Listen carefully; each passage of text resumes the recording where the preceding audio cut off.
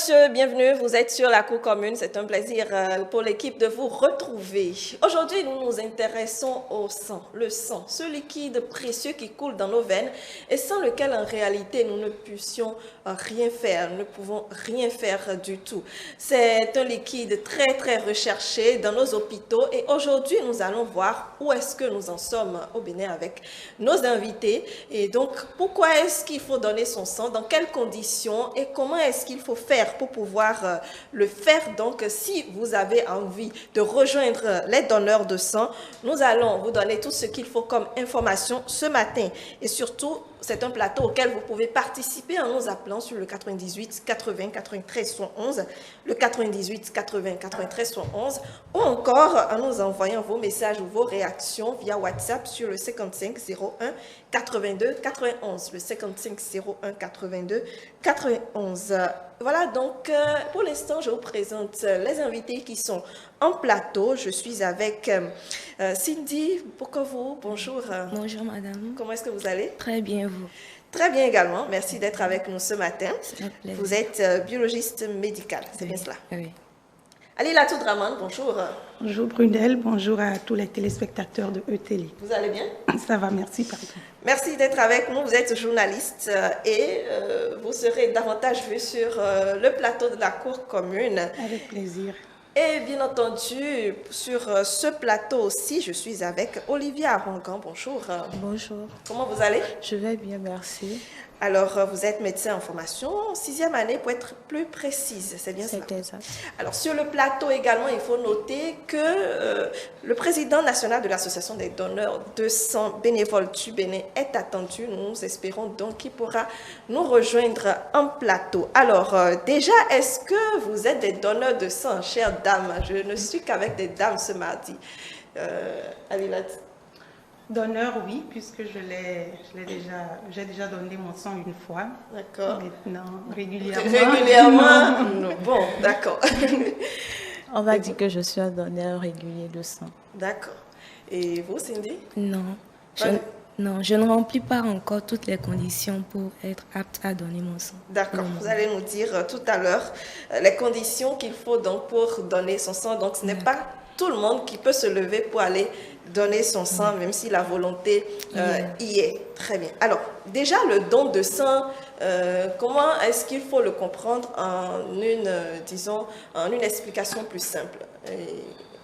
Alors, si on veut donner une explication simple au don du sang, on va dire que c'est une dynamique de partage qui met au cœur un donneur et un receveur et qui a pour but essentiel de sauver des vies humaines. Tout simplement. Cindy, quelque chose à ajouter? Comme Madame Olivia l'a dit, le don de sang, c'est un geste utile, c'est un acte par lequel une personne se porte volontaire pour pouvoir partager son sang avec une autre personne qui sera dans le besoin. Très bien. Alors, donner son sang, c'est aussi simple que ça. Donc, c'est vrai que beaucoup de personnes aussi n'y arrivent pas forcément.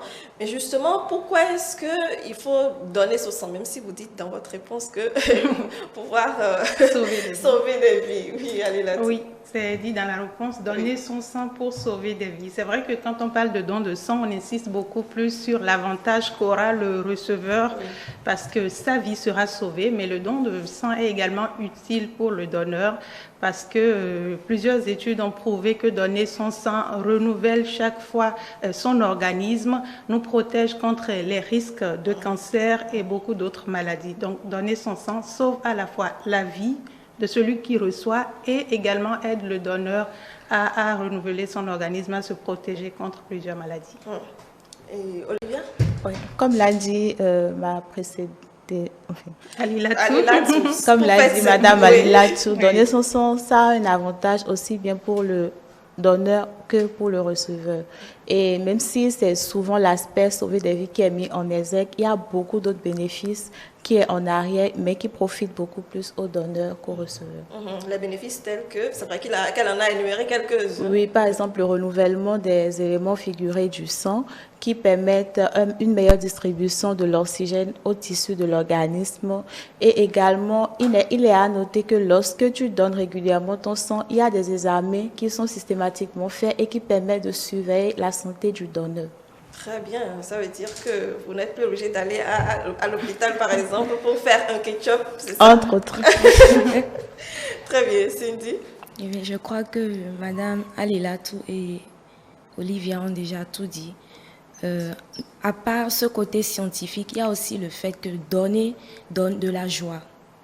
Donner, c'est un acte qui permet de se sentir en fait utile, de se sentir, comment dire, être en train de sauver une personne, c'est un acte qui vraiment donne une certaine fierté à celui qui donne. Donc c'est un peu ça. C'est vrai que quand on ne se retrouve pas dans la situation, on ne voit pas forcément l'importance et autres. Mais je me demande, la fierté, oui. Est-ce que vous, quand vous l'avez donné une fois, comment est-ce que vous vous êtes senti? Bon, je ne veux pas dire les symptômes, mais disons, comment est-ce que vous vous êtes senti émotionnellement? Bon, émotionnellement, on se sent utile parce qu'on se dit qu'on vient, si avec tous les examens, c'est prouvé que notre sang peut servir à quelqu'un, on vient de sauver une vie parce qu'on a laissé du sang qui peut être utilisé pour quelqu'un qui en aura besoin très bientôt. Donc, c'est cette satisfaction morale fait. En fait, c'est ce qu'on gagne beaucoup plus parce que quand on fait la sensibilisation, on n'insiste pas forcément sur ce que le donneur a en donnant son sang, tout le bien que ça fait à son organisme, mais rien que de savoir moralement qu'on vient de sauver une vie, je pense qu'il n'y a rien de plus satisfaisant et donc c'est sur cette base-là qu'on part beaucoup plus en donnant son sang. C'est vrai qu'après, il y a tout ce qu'on vient d'énumérer et qui peut être bénéfique autant pour le donneur que pour le receveur. Olivia? C'est comme l'a dit Madame Alilatou, c'est tout simplement un sentiment de satisfaction morale, le sentiment de participer à quelque chose de grand, quelque chose d'utile. Très bien. On se sent comme un héros. Eh bien, même si vous ne connaissez pas ce que vous souhaitez, bon, c'est aussi ça aussi. Se sentir le principe. Le principe, oui, de se sentir comme un héros. Alors, vous, en tant que, disons, peut-être technicienne au niveau de nos hôpitaux et également à Alilatou, quand vous observez un peu notre société, est-ce que vous pensez que le don de sang est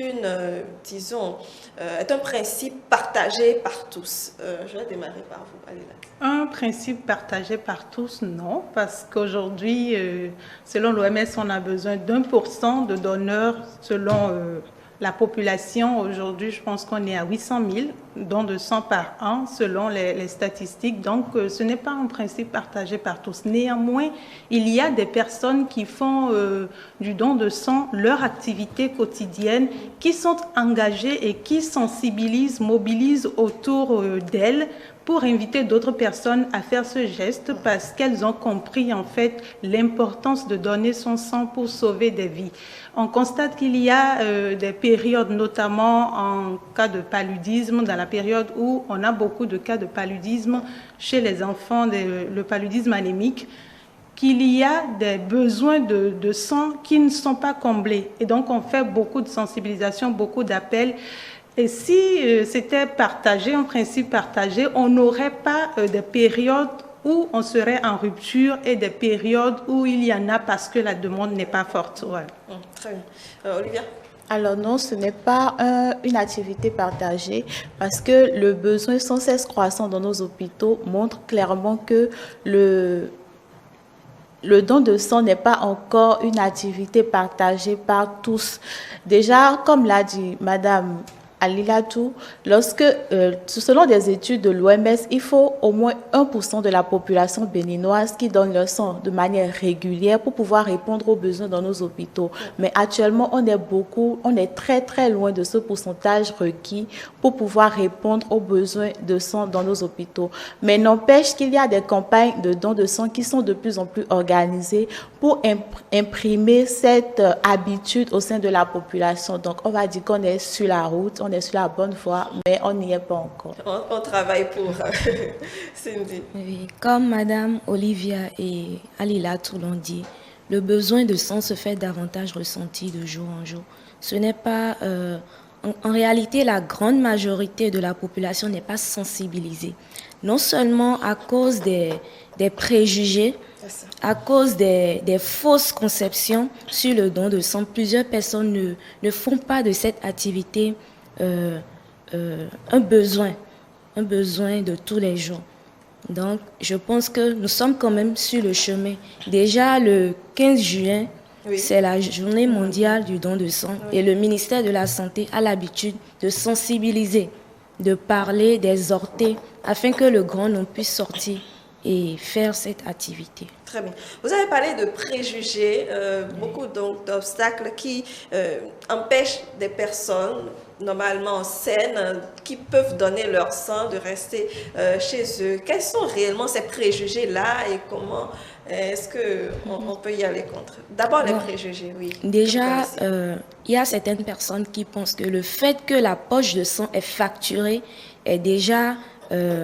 ce n'est pas normal et alors que qu'on l'a donné gratuitement. Voilà, donc elles se disent pourquoi donner gratuitement alors que la poche de sang elle est facturée. D'accord. Deuxième préjugé, nous sommes dans des réalités socio-culturelles où actuellement avec la jeunesse il y a le phénomène de cleansing où plusieurs personnes sont davantage réticentes parce qu'on se dit je donne mon sang pour qu'il puisse servir à un fétiche et tout ça. Donc plusieurs personnes sont davantage réticentes face à cette activité. Il y a aussi beaucoup d'autres préjugés. Je vais laisser Madame Olivia continuer. Alors, en dehors des deux premiers préjugés qui ont été cités, qui sont les principaux préjugés d'ailleurs rencontrés dans nos contextes, il y a également des personnes, on entend fréquemment dans nos hôpitaux, des personnes disent comment est-ce que vous pouvez me demander de donner mon sang alors que moi je suis chétive comme ça, alors que moi je n'arrive même pas à manger convenablement à ma faim. Et il y a d'autres personnes qui pensent fermement que lorsqu'ils donnent leur sang, ils s'exposent soit à des risques de maladie ou soit à une anémie, à des risques d'anémie. Ils se disent qu'en donnant de leur sang, eux-mêmes, ils vont manquer de sang, ce qui est absolument faux. Allez là, dans quelles conditions, ou bien vous voulez parler d'abord des préjugés avant que sur les préjugés, je pense que l'essentiel a été dit, notamment depuis que cette histoire d'arnaque a commencé, où les jeunes utilisent des fétiches qui auraient besoin de sang pour fructifier de l'argent. Les gens ont pris peur parce que n'étant pas rassurés véritablement de ce que ces jeunes-là n'auraient pas d'affiliation ou ne passeraient pas par des moyens soupçonnés pour aller trouver du sang dans les banques. Donc on a peur de donner son sang qui servirait peut-être au fétiche, mais il y a également des familles dans lesquelles on entend « nous on ne donne pas du sang ». Pour des raisons non fondées, qui pour ces familles-là sont fondées, on ne donne pas du sang, on n'a jamais donné du sang, voilà. Donc ça se perpétue. Exactement, de génération en génération, c'est comme si c'était une norme qu'on s'est instaurée. Oui. Il y a aussi certaines contraintes religieuses de certaines personnes. Il y a certaines personnes qui ont fortement la conviction qu'elles ne peuvent pas partager leur sang, juste à cause de leurs croyances. D'accord. Alors, je pense que c'est peut-être le moment et l'occasion pour déconstruire ces pensées erronées. Pour parler, par exemple, de la facturation de sang, il faut absolument intégrer que le sang n'est pas vendu dans nos hôpitaux. Parce que lorsque une personne fait son don de sang, donne de son sang, avant que ce sang ne soit mis à disposition de son receveur, il y a un long processus en arrière, plein de bilans qui sont faits pour pouvoir attester de la qualité de ce sang, pour pouvoir dire que ce sang est apte à être transfusé à une tierce personne. Et on dit par poche de sang, il faut au moins 45 000 francs pour pouvoir avoir un sang apte à être transfusé. Et dans nos hôpitaux, les sangs sont donnés à environ 3 000 francs, ce qui veut dire que c'est juste une participation en fait à ce processus d'entretien et de qualification des poches de sang. Également par rapport au sang qui servirait à fructifier les bénéfices des cybercriminels, c'est une déconstruction qu'il faut faire d'ores et déjà parce que dans nos hôpitaux, il y a tout un long processus pour agrémenter les structures sanitaires qui font les transfusions de sang. Et lorsque une seule fiche de transfusion sanguine manque, c'est médico-légal. Donc, vous êtes passible d'une peine d'emprisonnement. Donc, c'est pour dire que le sang ne peut pas servir à tout et à n'importe quoi. C'est tout un processus, c'est tout un cadre légal qui contrôle tout cela et qui suit tout cela de près. C'est en sécurité, en quelque sorte, quand vous donnez votre sang. Alors, nous allons installer une autre invitée sur le plateau. Vraiment, je t'assure, si c'est pas toi là, vraiment, je suis Stéphane Saga. Coco, fais-moi un béco. Vraiment, je t'assure, si c'est pas toi là, mon coco va sortir.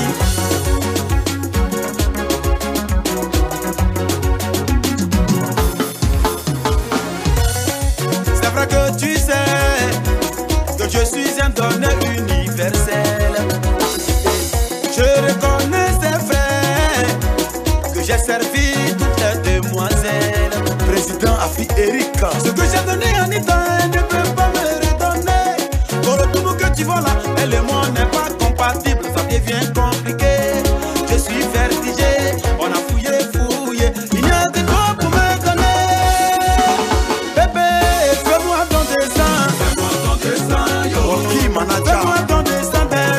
Je t'assure, si c'est pas toi là, vraiment je suis foutu. Fais-moi ton destin. Mon amour, donne-moi un peu d'amour. Fais-moi. Je t'assure, si c'est pas toi là, vraiment je suis foutu.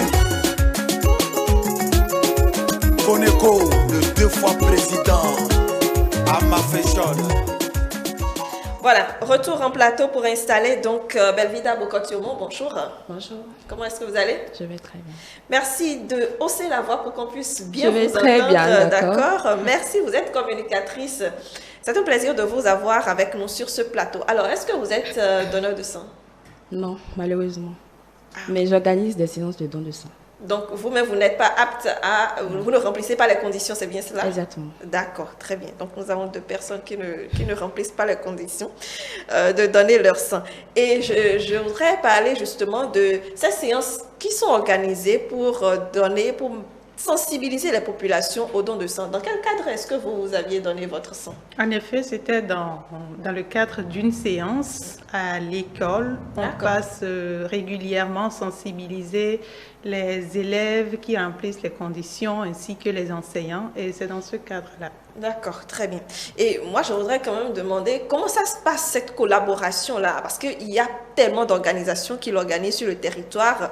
Les journées sont, disons, mises à profit pour pouvoir faire le don de sang et autres. Comment ça se passe, Belvida? Ok, par rapport à l'expérience que j'ai eue en termes de don de sang, c'était en 2019, j'ai fait sur 3 jours, je rappelle. C'était avec l'implication du ministère et de la NTS. D'accord. Donc du coup, bon, je vais dire, ça s'est bien passé, il faut bien faire une bonne communication.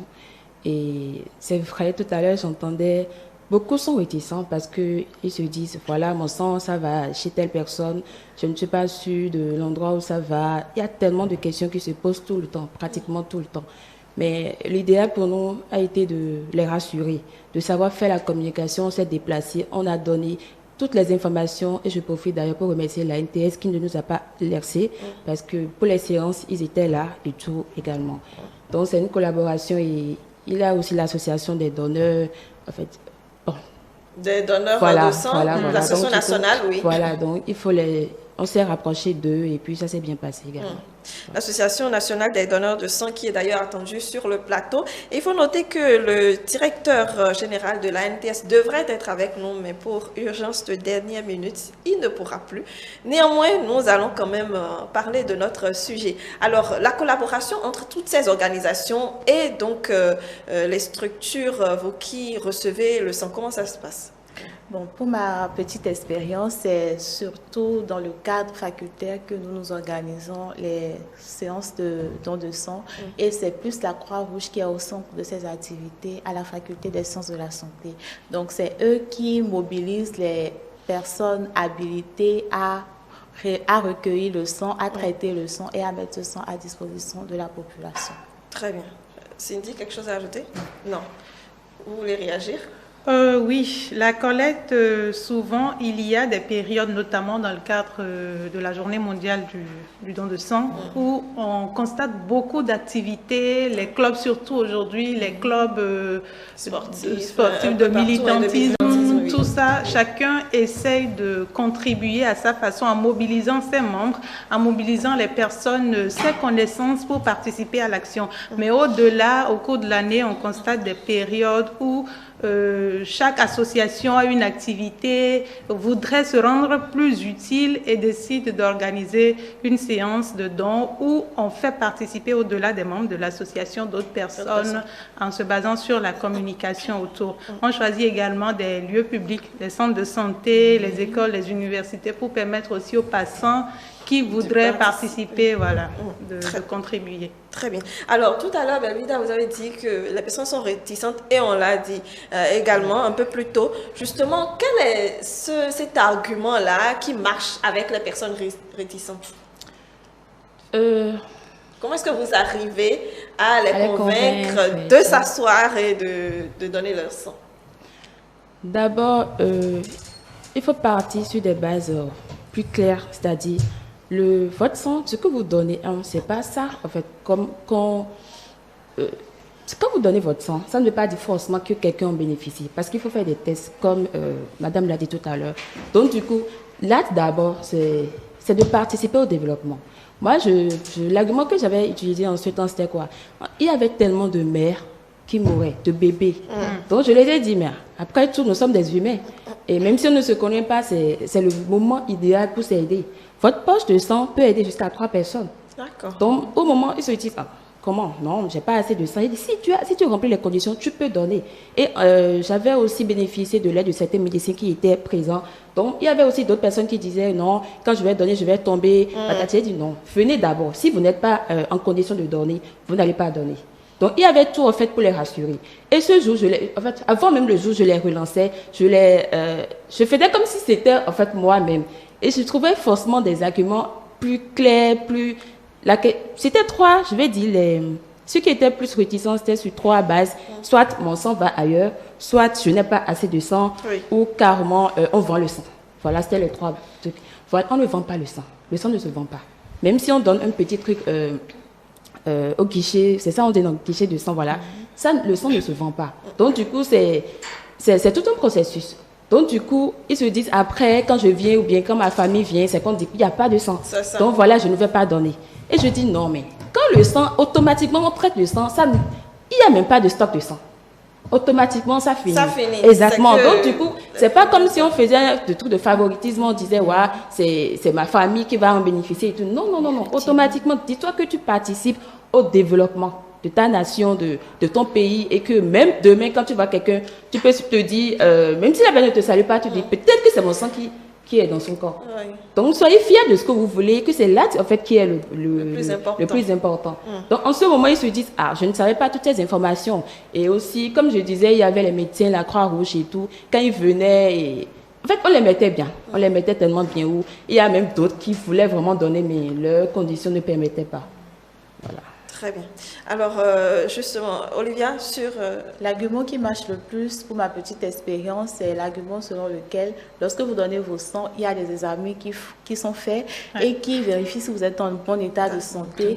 Ça marche à tous les coups. Et on pourra vous appeler en réalité. Oui, et voilà. Et actuellement, il y a même un argument qui marche très bien pour les patients pour lesquels on dépiste les virus de l'hépatite.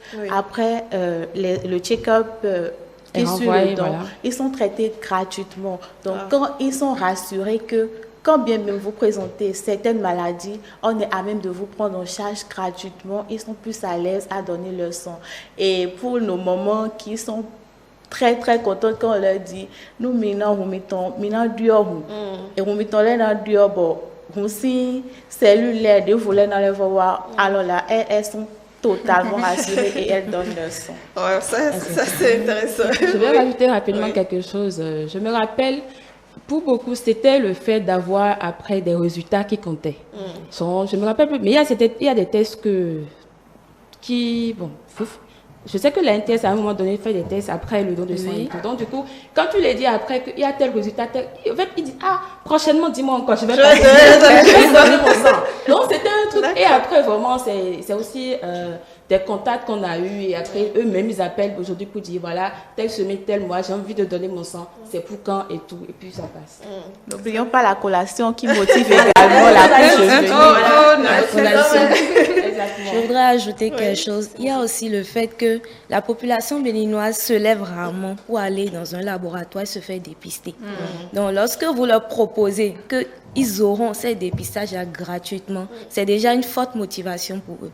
Puisque aller dans un laboratoire, payer des frais pour faire les dépistages, pour eux, c'est déjà trop en fait. Sauf si ils sont dans le besoin, par exemple, pour les bilans prénuptiaux et tout ça. Mais tant qu'il n'y a pas de priorité, ils ne se lèvent pas. Donc, à leur dire en fait que lorsque vous donnez votre sang, il y aura des examens qui seront faits. Ça les motive assez. Aussitôt. En réalité, le bénévolat landais n'est pas du tout compliqué. Il faut savoir comment s'y prendre. C'est ça. D'accord. Et vous avez la suite. Sur la question de la collation, moi, je garde une petite réticence. D'accord. Parce que j'ai discuté avec des donneurs et je pense pour la plupart du temps, la formule des examens marche beaucoup plus que la collation, à moins qu'on soit dans une zone où les gens n'en ont pas l'habitude et où il y a des critères qui véritablement motiveraient à partir pour la collation, mais ce n'est pas véritablement. Non, mais je précisais que pour la collation, c'est beaucoup plus à cours juvénile. Voilà, c'est ça. Très bien. Alors, nous avons dit qu'il y a beaucoup d'examens qui sont faits justement sur les poches de sang et autres. De manière simple, pour ne pas embrouiller davantage les téléspectateurs, quels sont ces examens-là et sur combien de temps? C'est-à-dire que quand la poche de sang vient tout de suite, combien de temps ça fait? Alors, les examens qui sont faits de manière classique, ce sont les examens qui permettent de déterminer si le patient qui a donné son sang est atteint de certaines maladies comme le VIH-Sida, les virus de l'hépatite B et C, la syphilis. Donc, c'est les examens classiques qui sont faits en dehors du groupage sanguin, bien sûr, qui certifient le groupe sanguin du donneur, tout simplement. D'accord. Et oui? J'aimerais ajouter qu'il y a aussi la NFS pour vérifier le taux. La NFS qui veut dire? Numération formule sanguine. C'est un examen qui permet de vérifier le taux d'hémoglobine du donneur aussi. Alors, vous qui faites souvent les analyses, je voudrais savoir si les populations béninoises sont en bonne santé. Au moins ceux qui donnent le sang. Pour la plupart, oui. Pour la plupart, oui. La majorité ont des résultats positifs. Et dans quel cas est-ce que leur sang n'est pas du tout utilisé? Lorsque on détecte une positivité aux différents examens qui ont été cités plus tôt, ce sang n'est pas éligible à seul examen, un seul. À n'importe lequel de ces examens, le sang n'est pas éligible à une transfusion sanguine. Très bien, d'accord. Alors, nous allons peut-être marquer une pause avant de reprendre.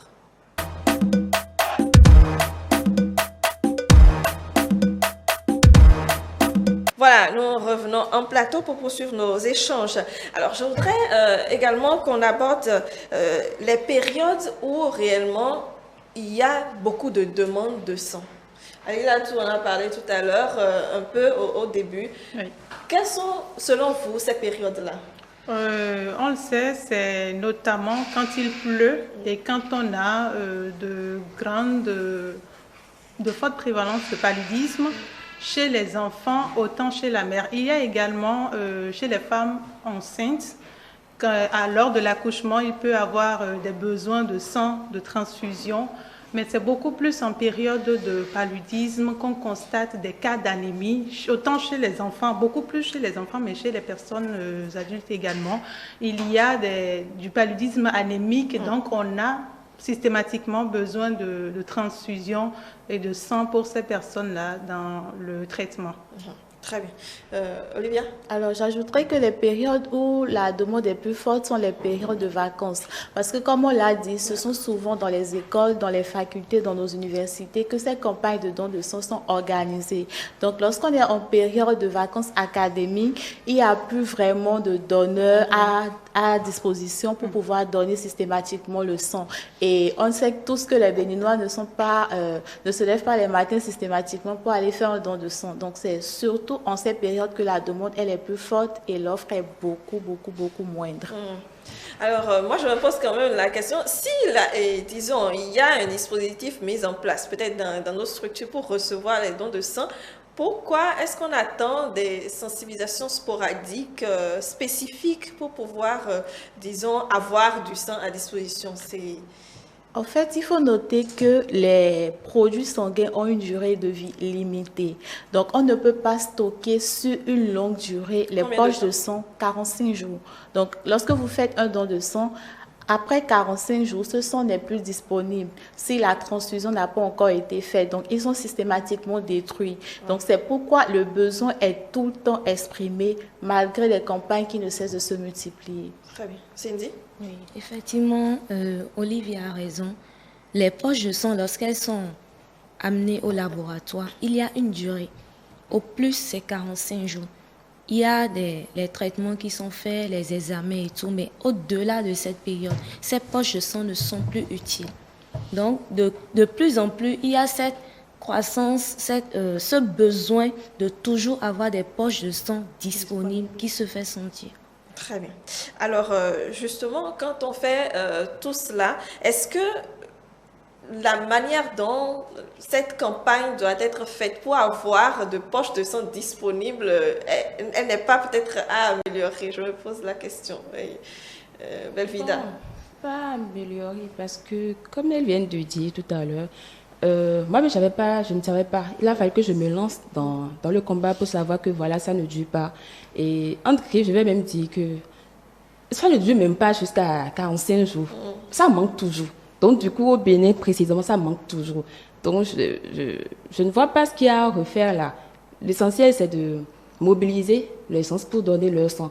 Parce qu'on est toujours en pénurie de sang, pratiquement tout le temps au Bénin. Pratiquement tout le temps. Donc, du coup, je ne vois pas trop ce côté. J'aimerais qu'on puisse même laisser et continuer à donner plus aisément notre sang. Oui. J'aimerais ajouter quelque chose, c'est qu'il y a des groupes sanguins qui sont rares. Oui. Il y a des groupes sanguins qui sont vraiment rares. Et ces personnes doivent se connaître en tant que porteurs de ce groupe sanguin et doivent être vraiment, on doit les sensibiliser afin qu'elles sortent ou mettent leur sang à la disposition. Mais quels sont ces groupes sanguins-là? Peut-être les amis téléspectateurs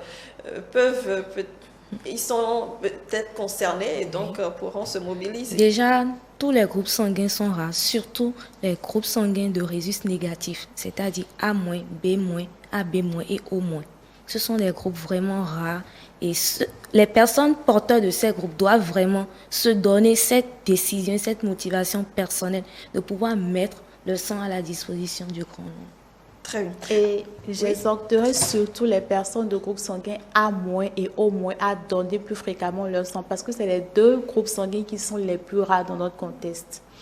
D'accord. A- et O-. Donc, si vous êtes porteur de sang de rhésus, bien d'un groupe A- ou O-, faites donc le déplacement pour pouvoir, lors d'une opération, pourquoi pas, donner votre sang. Alors, quelles sont les personnes, je voudrais savoir, on a parlé des enfants tout à l'heure, des mères, elle en a parlé tout à l'heure également, qui sont qui décèdent souvent donc dans nos hôpitaux. Quelles sont ces personnes-là qui ont réellement besoin, ont le plus besoin de sang aujourd'hui dans notre pays, dans nos hôpitaux? De manière générale, ce sont les personnes qui ont une anémie décompensée, c'est-à-dire une anémie que l'organisme n'arrive plus à compenser. Et également, ce sont des personnes qui présentent des maladies chroniques comme les cancers, parce qu'ils suivent des traitements intensifs comme les chimiothérapies qui nécessitent tout le temps des transfusions sanguines. Mais dans notre contexte actuel au Bénin, c'est plus les enfants et les femmes enceintes qui expriment plus le besoin de sang. Donc, il y a une estimation de 75% de femmes enceintes et d'enfants qui reçoivent les poches de sang qui sont prélevées chez les donneurs. Le sang également sert en cas d'accident. On le voit, même si ce n'est pas autant comparable à la demande des enfants et des femmes enceintes. Quand il y a accident, parfois les victimes ont besoin de transfusion et dans ces cas également. Il faut aussi ajouter que lors des interventions chirurgicales, on a aussi besoin des poches de sang. Même pour les personnes drépanocytaires, qui sont souvent très anémiées, elles ont aussi souvent besoin de poches de sang lorsque l'anémie est sévère. Très bien. Alors justement, les personnes drépanocytaires, ça me fait penser à ces conditions-là qu'on ne remplit pas pour pouvoir donner son sang. Cindy. Ok. D'abord, pour être donneur de sang, il faut avoir au minimum 18 ans. Il faut peser au moins 50 kilos. D'accord. Et il faut être en bonne santé de façon apparente. D'accord. Donc, c'est assez simple. Mais ça me... Bon, peut-être vous. Peut-être vous, je peux dire. Mais Vida, vous ne posez pas 50 kilos, c'est ça? Si, en fait, je pèse 50 kilos, mais je ne remplis pas toutefois les conditions. Les conditions. Voilà, donc je ne peux pas. Sinon, je veux. Et c'est pour ça, en fait, que j'ai commencé par organiser les séances de don de sang. C'est parce que je veux aider, je suis dans le social tout le temps et tout. Et j'ai vu des gens, des enfants, dans des conditions où ils avaient vraiment besoin de sang. Et je me suis dit, qu'est-ce que je peux faire pour eux? C'était la question. Et à ce moment précis, j'ai dit, ok, je veux le faire. Et je l'ai fait. Et j'ai réussi à faire au moins, à trouver des poches de sang. Au-delà de la condition de l'âge et du poids, je rappelle que c'est de 18 à 68 ans. Oui, il y a également qu'on peut avoir particulièrement, on peut particulièrement ne pas remplir les conditions. Quand on est anémié, quand on est souvent anémié, on ne peut pas être anémié très souvent et prendre le risque d'aller donner son sang. Alors que nous-mêmes, voilà, ça fait partie ça rejoint un peu la condition d'être en bonne santé. En bonne santé, oui. On peut être physiquement en bonne santé sans qu'à l'intérieur ce ne soit véritablement. C'est pour ça, lors de l'opération de don de sang, les médecins discutent avec tous ceux qui désirent participer pour voir est-ce que naturellement, spontanément, vous ressentez des choses, vous avez quelques signes qui pourraient vous mettre dans la catégorie des personnes inaptes pour le don de sang. Très bien. Alors, oui, vous voulez ajouter quelque chose? Oui, pour renchérir au-delà de l'âge qui va de 18 à 65 ans et du poids supérieur à 50 kg, je voudrais rajouter que toutes les personnes ayant fait des dons de sang, il y a 4 mois pour les femmes et 3 mois pour les hommes ne sont pas aptes à un nouveau don de sang. Et également, toutes les personnes qui sont séropositives au VIH, au virus de l'hépatite B et au virus de l'hépatite C ne sont pas aptes au don de sang. Les personnes qui sont addicts aux stupéfiants comme les drogues ne sont pas aptes au don de sang. Les homosexuels masculins ne sont pas aptes au don de sang. Et également, les personnes qui ont fait des piercings ou des tatouages il y a moins de 4 mois ne sont pas aptes au don de sang. D'accord. Donc, les piercings, quand vous les faites, on va vous poser la question de savoir ça date de quand. Voilà. Exactement. Et les femmes enceintes et les nourrices ne sont pas aptes au don de sang. Naturellement. Si on demande encore du sang aux nourrices, aux femmes enceintes. Alors, je voudrais savoir, Alilatou, pourquoi est-ce que vous n'avez pas renouvelé l'expérience? Voilà, je le disais au plateau.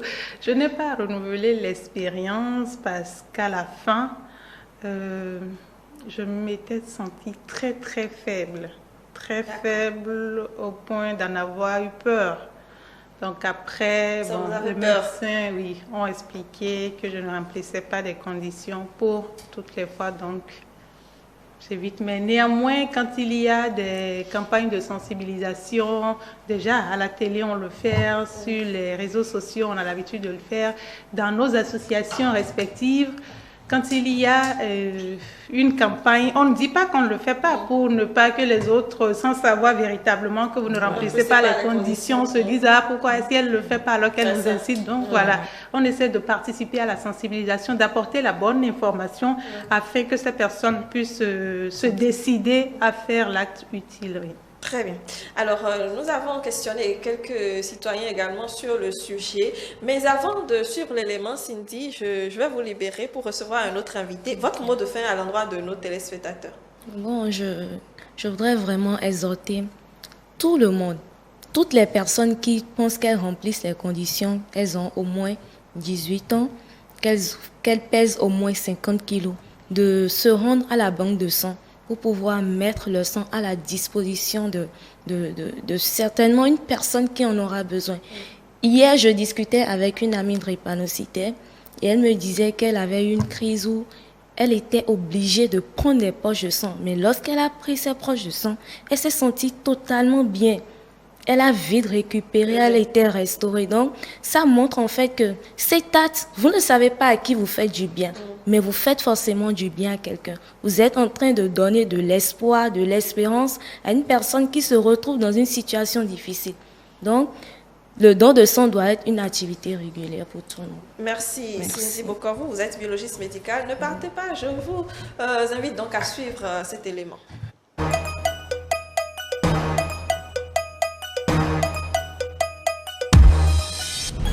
La première fois, c'était quand j'étais à l'université.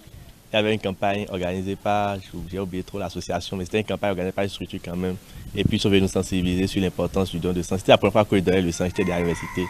Et disons déjà, moi j'ai un peu peur des aiguilles, c'est déjà ça. Donc je suis monté ma peur. Mais après le temps, quand je me suis relevé, j'ai senti que mes yeux tournaient, je ne me sentais pas bien. Bon, j'ai pris la collation, mais disons durant 3 à 6 heures, j'étais un peu faible, je ne me sentais pas bien, j'avais pas de coups dans la bouche et tout. Je me suis dit, c'était une mauvaise expérience que je n'avais pas répétée. Après, il y a une autre fois, ça fait des années plus tard, peut-être 2 ou 3 ans plus tard, il y a un groupe d'amis étudiants de la FSS qui ont organisé une campagne de don de sang dans ma localité. Comme c'est des amis, ils m'ont demandé de les soutenir. J'étais là, je ne pouvais pas manquer. Et au début, je ne voulais pas donner. Disons, je fuyais. Finalement, ils ont remarqué que je n'avais pas donné. Et bon, pas forcé, mais ils m'ont convaincu et puis je l'ai donné. Cette fois-ci, c'était un peu mieux, mais je ne me sentais pas toujours bien. Je pense que c'était juste les 2 fois que j'ai donné. Et puis à la fin, chaque fois, je ne me sentais pas bien. Donc depuis, je n'ai plus jamais donné. Pas que j'ai peur pour ma santé, mais ça me fait bizarre de me sentir bizarre. Donc pour éviter, depuis disons près de 6 ou 7 ans, honnêtement, je n'ai plus jamais donné de sang. Même si les occasions ne manquent pas. Je pense que même le samedi prochain, il y a des structures qui ont organisé des campagnes de don de sang. J'ai bien envie de donner, mais je réfléchis toujours. Est-ce qu'il faut partir? Est-ce qu'il ne faut pas partir? C'est ce que je fais chaque fois. Quand je vois des campagnes de don de sang, ça me plaît bien. Mais je doute jusqu'à la campagne passe. Des fois, je me dis même que j'irai juste à l'agence pour donner juste comme ça. Mais chaque fois, je dis demain ou après-demain. Donc, je n'ai pas encore le courage de réessayer. Un don de sang, j'avais déjà eu à faire ça par le passé. Je peux vous dire que moi-même, je suis un exemple debout. Sans le don de sang, je ne pourrais pas vivre. Je ne pourrais pas être ici aujourd'hui. Et c'est grâce à ce don de sang depuis mon jeune âge, depuis que je suis très petit, ça a contribué à me sauver. Et je ne vois pas pour quelle raison n'importe qui ne peut s'abstenir de ne pas donner son sang pour sauver une vie.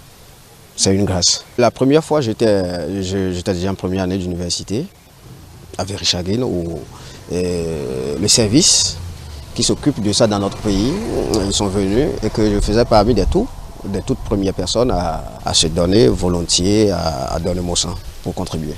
Et c'est même à partir de là où moi-même j'ai connu mon groupe sanguin, qui est une bonne chose. Moi, je n'ai pas encore donné du sang parce que pas encore, il n'y a pas eu de problème de sang pour aller donner le sang. C'est bon de donner le sang parce que si tu as donné le sang, tu as guéri une autre personne, la personne qui avait besoin de sang, on a pris ton sang, on doit lui sauver. C'est nécessaire de donner du sang. Oui, j'ai fait plusieurs fois don de sang. Quand je voulais faire, qu'on voulait me prélever, je me suis dit peut-être qu'à la fin, j'aurais des ennuis. Mais au finish, je n'ai rien senti, du tout pas. Depuis des années, ça fait un moment, ouais, j'ai été donné de sang plutôt, mais je n'ai pas pu continuer. Je ne suis pas donneur de sang. Je le donnais avant, mais à partir d'un moment donné, je ne le donne plus. Non, je n'ai pas de raison particulière, ce n'est pas manque de temps, je n'arrive pas à répondre au rendez-vous et c'est tout. C'était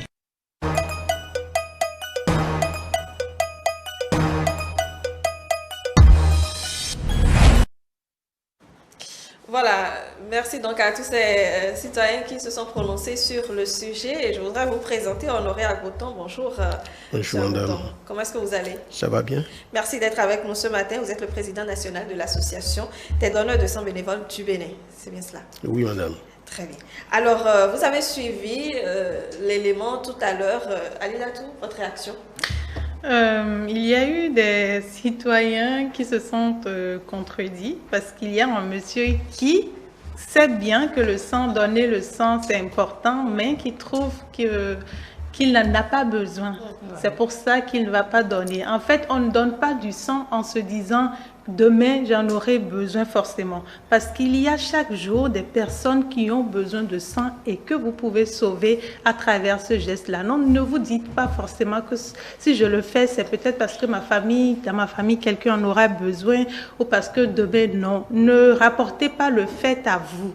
Pensez aux autres, pensez au bien, à la vie que vous pourrez sauver et c'est ce qui devrait chaque fois nous motiver à aller donner du sang pour les autres. Très bien. Olivia, je ne dirai pas plus, tout est dit. Et Belvida? Voilà, tout est vraiment dit, parce qu'il ne faut pas attendre. Dès que vous remplissez les conditions, allez donner votre sang. C'est très important en fait. Il n'y a pas que c'est parce que je n'ai pas quelqu'un qui a besoin de sang et tout. Non, participer au développement, ça servira à sauver des vies humaines. Voilà. C'est vrai que dans l'élément aussi, il y a ce monsieur qui, malgré tout, je donnais avant, mais bon, je ne donne plus maintenant. Je n'ai plus le temps de d'aller au rendez-vous. Monsieur Agoton, votre réaction par rapport à cet élément qui vient de passer? Ce n'est pas question de rendez-vous. C'est parce que quand on parle de rendez-vous, entre deux avions, on peut faire beaucoup de courses. Donc il ne peut pas nous dire qu'il n'arrive pas à répondre non. C'est certainement, il a autre idée. Derrière la tête. D'accord. Alors, comment se porte aujourd'hui, disons, le monde des donneurs de sang, dont vous en êtes le président? Oui, je crois que vous-même, vous le savez, en 2020, on a traversé un désert avec le Covid. Les gens commencent pas à arriver maintenant. Et il faut dire aussi que ce qui s'était passé, et les chefs antennes, c'est eux que je félicite régulièrement parce que ils vont dans les villages, voir les communautés. Et il y a des tabous, des gens parlent de tabous, mais au fait, moi j'ai toujours dit qu'il n'y a pas de tabou. Moi j'ai commencé par donner le sang depuis 1977. Wow. Et c'est dû tout simplement à un ami qui est malade. Bon, et puis sa maladie, c'est causé par l'état béninois, l'état dahomey, je veux dire. Parce que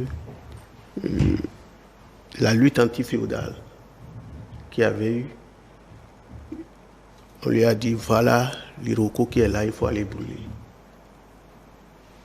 Alors, il a versé l'essence, il a mis le feu, mais l'arbre n'a pas pris feu, c'est lui. Et on ne sait pas ce qu'il a projeté sur la voie. Bon, c'est des choses qu'on n'arrive pas à expliquer. Et c'est à partir de cet instant que moi j'ai dit, il faut que je donne le sang. Et pour aller ce jour-là,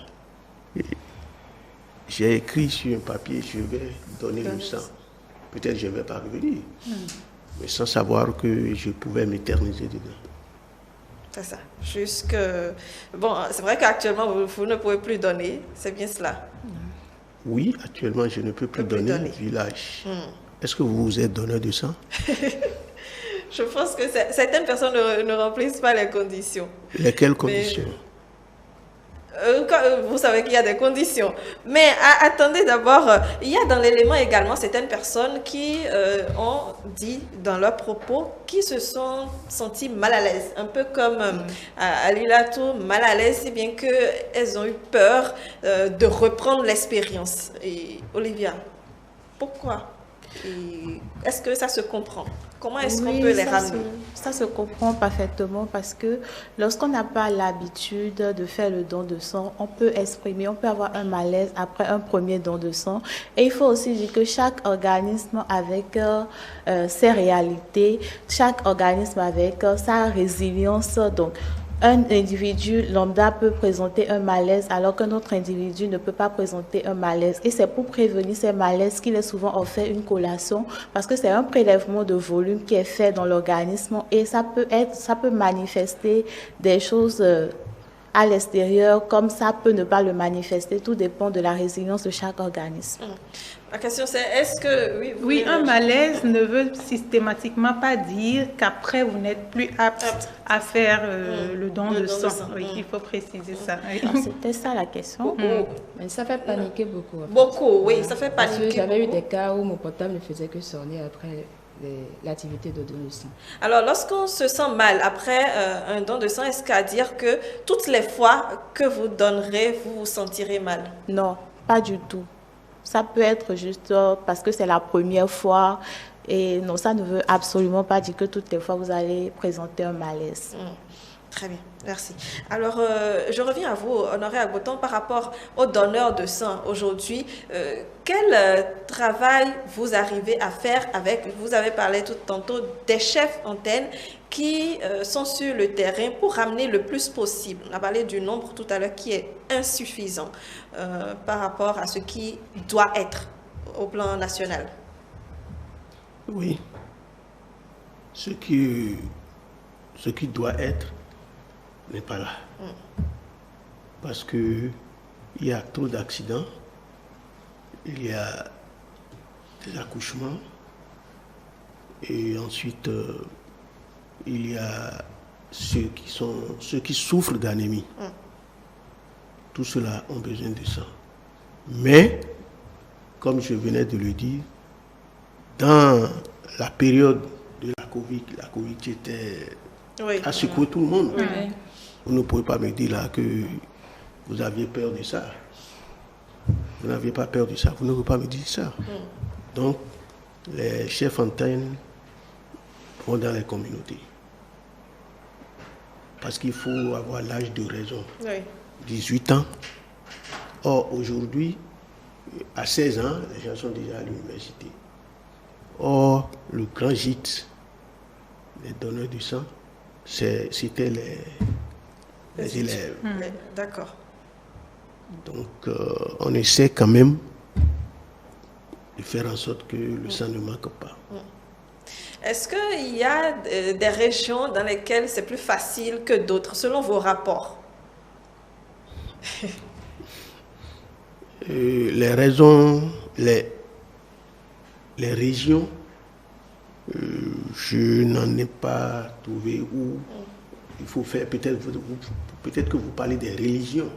Non, des régions au plan national où c'est plus facile pour les personnes de donner leur sang que d'autres selon les rapports de vos chefs antennes. Des zones, des communes. Les communes, oui. Voilà. Mais si c'est pas commune, l'essentiel c'est de rencontrer les autorités de la commune. On rencontre les autorités de la commune et c'est eux qui prennent le devant. Vous avez vu quand on a dit d'aller se faire vacciner contre le Covid, les hauts responsables sont partis. Et c'est ça qui a pris tout le monde et c'est ça qui continue jusqu'à aujourd'hui. Donc, tout est dans la communication en réalité. Oui, tout est dans la communication. Voilà. Et c'est très important. J'avoue que ça m'a beaucoup aidé en ce temps parce que je ne pouvais pas tout faire. Et je remercie d'ailleurs les autorités qui m'ont aidé. Parce que voir d'abord l'autorité venir lui-même donner du sang, ça a fait que beaucoup, ils se disent, ah, voilà, notre chef est venu donner. Qui suis-je pour ne pas donner finalement? Donc du coup, je profite pour les remercier. Ça joue vraiment un grand rôle. Très bien. Alors, Olivia, comment ça se passe l'utilisation du sang? C'est-à-dire que de la demande à l'utilisation, je voudrais comprendre un peu le processus. Alors, lorsque on fait les campagnes de don de sang et que les poches de sang sont prélevées, comme nous l'avons dit précédemment, il y a des séries d'examens qui sont faits pour juger, pour distinguer les sangs qui sont aptes ou non à une transfusion sanguine.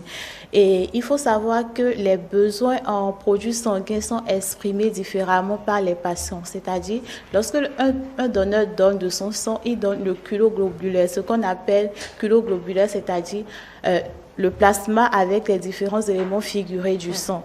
Mais lorsque on veut faire les transfusions sanguines, ça dépend du besoin qui est exprimé par le patient. Donc, il y a certains patients qui peuvent juste avoir besoin du plasma, ou d'autres qui ont juste besoin des éléments figurés du sang, ou d'autres qui ont juste besoin de l'ensemble. Donc, c'est en fonction du besoin exprimé maintenant qu'on attribue les poches de sang selon les différents éléments qui, au préalable, sont dispatchés. Très bien. Alors, est-ce que il vous est déjà arrivé d'en avoir besoin des poches de sang? Non, moi particulièrement, non. Mais dans votre entourage, non aussi? Dans mon entourage, pour ce que je sais, non. D'accord. Moi, par contre, je dis oui et oui. Bon, oui, pas pour moi, mais pour des proches, vraiment. Mais ce qui m'a fait, ça ne m'a pas fait mal, mais ce qui a été bizarre, et même mes proches ont dit en ce moment, c'était quoi? Tu t'échines tout le temps à organiser des séances de don de sang. Mais voilà que tu es incapable de nous aider quand on a besoin de don de sang. Et en ce temps, quand mon portable sonnait, c'était quoi? Telle personne, tel proche a besoin de sang. Je dis, mais non, c'est pas moi qui donne le sang. Allez remplir les conditions, allez vers l'ANTS ou le CNHU pour bénéficier. Ce n'est pas moi. On dit non. Mais déjà que tu fais partie de l'équipe, tu as organisé de don de sang, c'est que tu as forcément de facilité. Ce qui n'est pas du tout vrai. Je me rappelle, en ce moment, j'avais eu tellement de personnes sur mon dos me dit, mais non, c'est parce que tu ne veux pas nous aider. Je n'ai pas de force et c'est pas moi. Moi-même, des choses très, très, très proches, j'en avais besoin, mais s'il n'y a pas, c'est qu'il n'y a pas. Je ne peux pas faire autre chose. Maintenant, s'ils peuvent y remplir ces conditions pour aller chercher, ça se fait. Mais beaucoup, sincèrement, en ce temps et en ce moment, c'est beaucoup de choses que les gens ne comprennent pas. On se dit automatiquement, quand tu fais partie, tu donnes ton sang, ou quand tu fais partie de l'équipe qui organise des séances de don de sang, c'est que tu es forcément capable de nous trouver de sang 24 heures sur 24, ce qui est archi faux. Alors, ma question, c'est est-ce que toutes ces personnes avaient donné leur sang? Non, pas toutes ces personnes, mais la majorité. La majorité, voilà. donc. Mais ils avaient ce petit truc dans la tête où c'était possible de... En fait, on ne cherchait même pas à savoir si tu peux nous aider ou pas. C'est allô, je veux de sang. Moi-même qui suis ici, on m'a expliqué. Même si j'ai besoin de sang, c'est que je dois remplir les conditions. Et si je ne peux pas, c'est que ça passe. Donc du coup, je voudrais aussi qu'on communique autour parce qu'on se dit que voilà, on ne veut pas les aider et tout. C'est pas ça. Nous-mêmes, on essaie de faire de notre mieux pour qu'il y ait de sang. Donc, si vous voulez avoir également de sang, c'est le moment de donner votre sang. S'il n'y a que seulement de cette manière où on peut avoir assez de sang dans les banques de sang.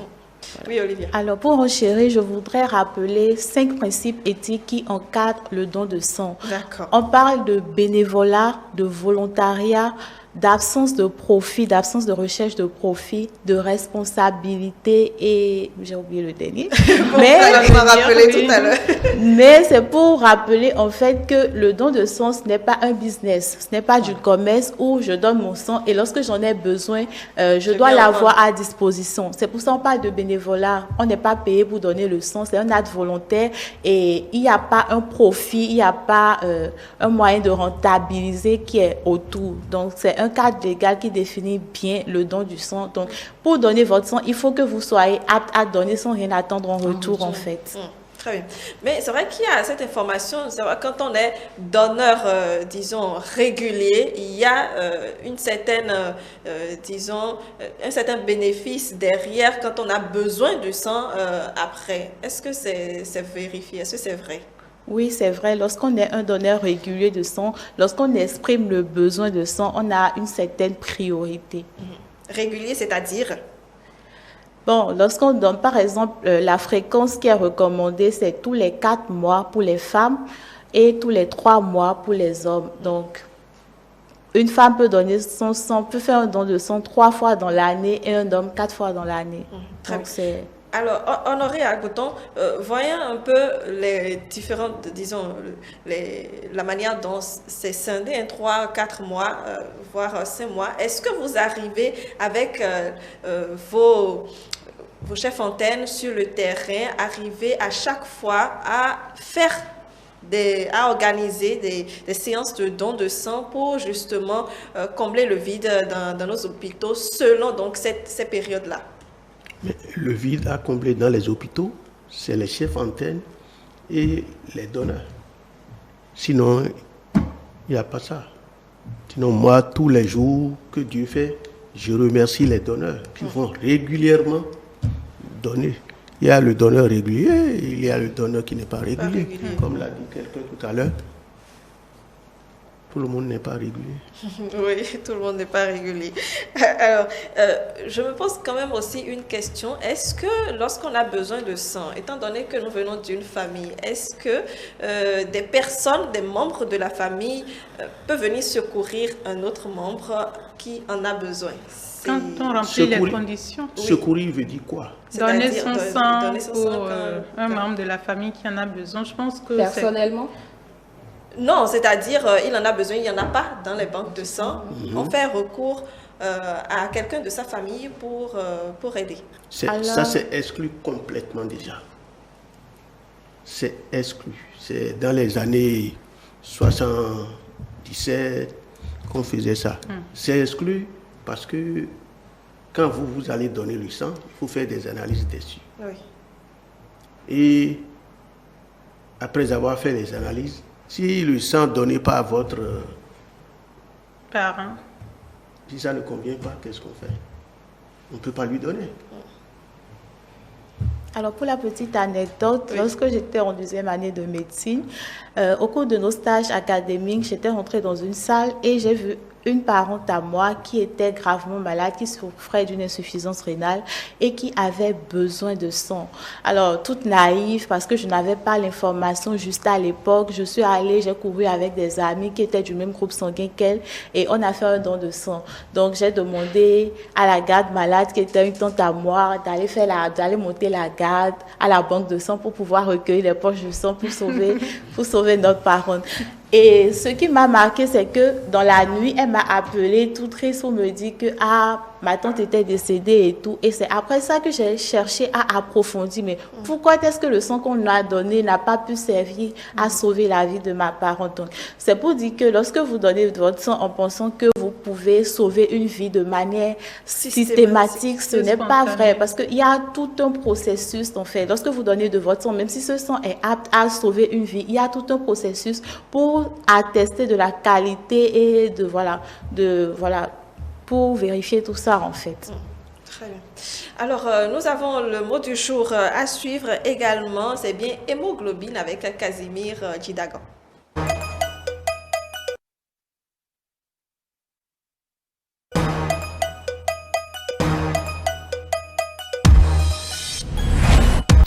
Amis téléspectateurs, bonjour. Aujourd'hui, nous allons découvrir le mot hémoglobine. Hémoglobine est un mot médical, c'est un terme médical couramment symbolisé HB ou HGB.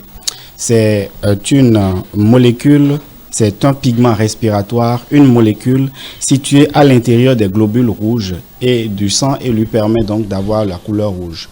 Donc ce mot renvoie évidemment au sang. Comme synonyme, nous pouvons donner comme synonyme le sang, le sérum, les protéines, l'hémoprotéine, etc. En ce qui concerne les antonymes de ce mot, nous en avons un seul et nous avons confiance à ceux qui sont sur le plateau, ils vont vous en donner suffisamment. Il s'agit du mot anémie. En matière de citation, avec le mot hémoglobine, nous avons une pensée de Souleymane Bouel qui dit ceci: la corruption affecte le développement social et économique dans le monde, tout comme l'anémie falciforme peut affecter l'hémoglobine. Merci pour votre aimable attention et à demain. Olivia, je reste avec vous pour revenir un peu sur les 5 principes dont vous avez parlé tout à l'heure. Vous allez nous aider à mieux les comprendre, d'accord? Et vous allez nous les citer. Je me dis que vous vous rappelez maintenant du 5e finalement. Oui. Alors, pour rappeler les 5 principes éthiques qui encadrent le don du sang, le premier principe est celui du bénévolat, c'est-à-dire le don de sang est un acte bénévole. On n'est pas payé pour donner de son sang. Le deuxième principe est celui du volontariat. On n'incite pas quelqu'un à donner son sang, c'est une décision libre, c'est du libre arbitre que chacun vient donner de son sang. Le troisième principe est celui de l'anonymat. Donc, lorsque je donne mon sang, je ne connais pas l'identité de celui qui en bénéficie. Le bénéficiaire ne connaît pas non plus l'identité du donneur Et voilà. Le quatrième principe est celui de la responsabilité. Oui. Donc, tant celui qui donne que celui qui reçoit a ses responsabilités vis-à-vis de ce partage. Et le dernier principe est celui de l'absence de recherche de profit. Donc, comme on l'a dit, ce n'est pas un business, ce n'est pas un commerce. On ne paye pas pour donner, on ne paye pas pour recevoir. On ne paye pas pour donner et on ne paye pas pour recevoir non plus. C'est assez clair, tout simplement. Alors, Honoré Agoton, je reviens vers vous pour mieux comprendre un peu la structuration de l'association des donneurs de sang bénévoles du Bénin. Parlez-nous un peu. Comment est-ce qu'elle est structurée, organisée? Sur toute l'étendue du territoire, oui. Nous avons des présidents départementaux. D'accord. Et ces présidents départementaux, dans ces départements, il y a aussi des communes. Les communes, il y a aussi les cellules. Et le grand travail, c'est fait par les cellules qui rendent compte aux communes et communes au département. Et le département, s'il se trouve dans des difficultés, c'est avec le chef antenne du lieu qu'on arrive à régler. Si on n'arrive pas à régler, il y a l'Agence nationale pour la transfusion sanguine. Et c'est là vraiment, je remercie les communicateurs de l'agence parce qu'il arrive des moments où, sans même demander, ils communiquent. D'accord. Communiquent. Très bien. Alors, est-ce que toutes les communes sont représentées, c'est-à-dire personne n'est, disons, mis de côté, aucune commune n'est mise de côté. Vous êtes présente dans toutes les communes du Bénin? Dans tous les hameaux. D'accord. C'est encore plus précis, dans tous les hameaux. Dans tous les hameaux, oui. Parce qu'il y a un président départemental qui doit tout faire pour qu'il ne manque pas de sang. Mais ça arrive. Oui, c'est compliqué. C'est compliqué. Et j'ai entendu tout à l'heure, je ne sais pas si c'est bien entendu, oui. On dit si on veut vendre le sang, non, on ne vend jamais le sang. On cède le sang. On cède le sang. Vous savez, le sang qui est pris, qui est prélevé, il faut au moins dépenser 45 à 50 000 pour pouvoir faire les analyses. Et pour que les gens, pour qu'on puisse les céder aux gens.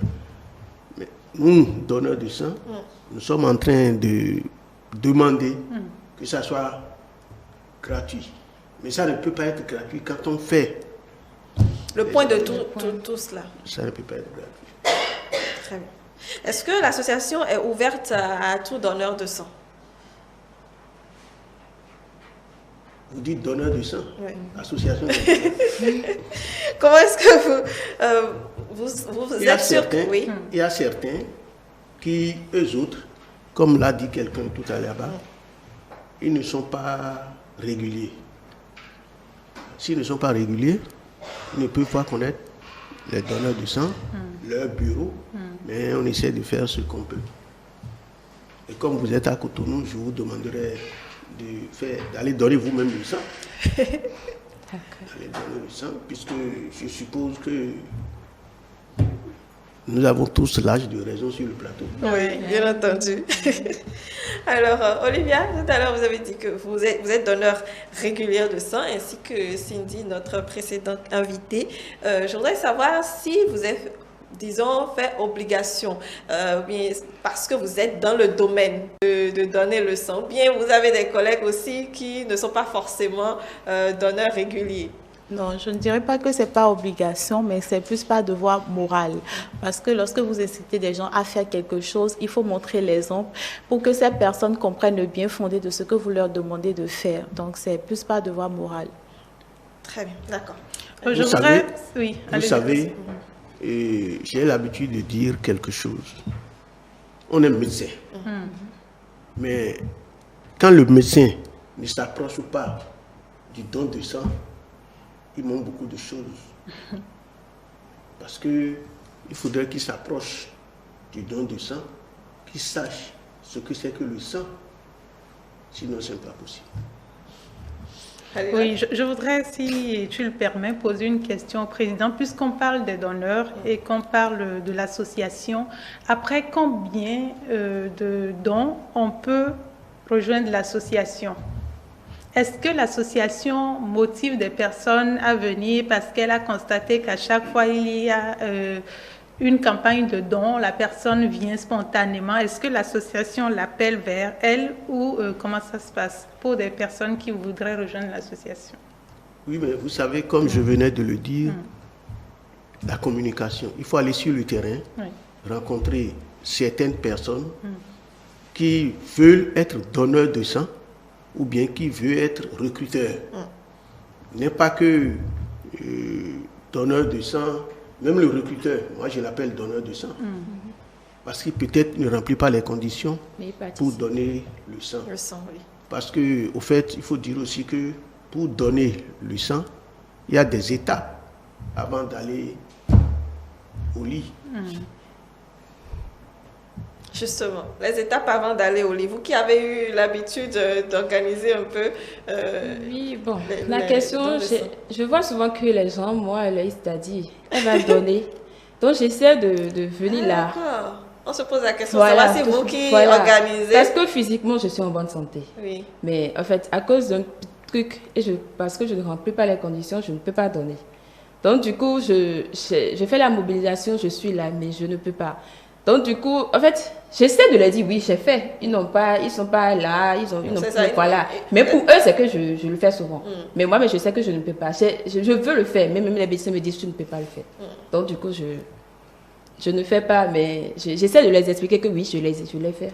Juste pour qu'ils le fassent eux-mêmes. Très bien.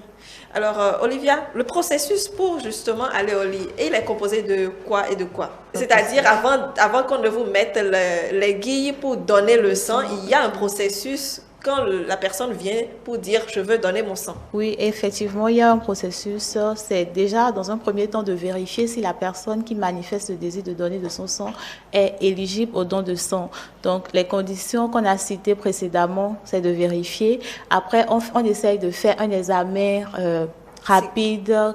Par exemple, voir l'état général de la personne, prendre des constantes comme le poids de la personne et peut-être faire un counseling, c'est-à-dire prévenir la personne de comment est-ce que ça va se passer, en quoi va consister l'acte du don de sang et le mettre en condition avant de passer maintenant au prélèvement. Très bien. Oui. Rapidement, il y a un point très important. Vous venez pour donner le sang, vous prenez une fiche. Vous remplissez cette fiche-là nécessairement. Si vous ne remplissez pas, vous ne pouvez pas donner le sang. On garde des données de vous.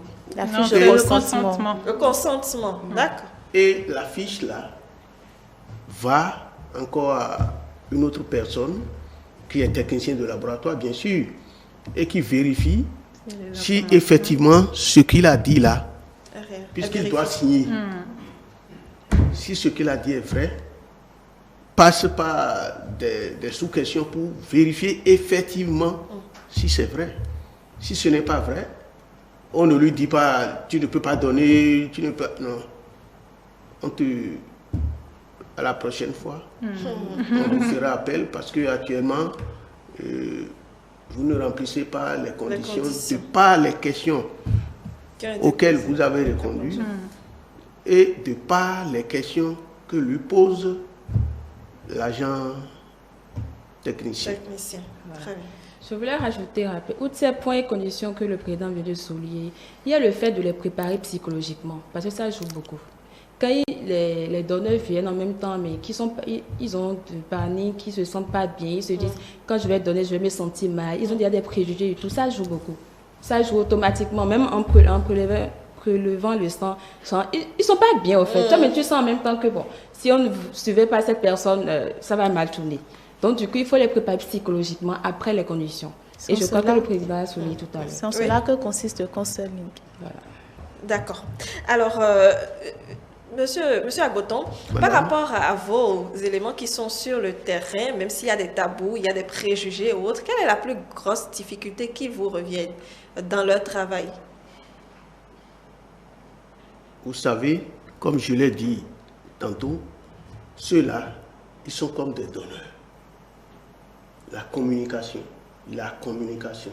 Lui dire, tu donnes, tu n'as rien. Premièrement, le pain qu'on te donne là.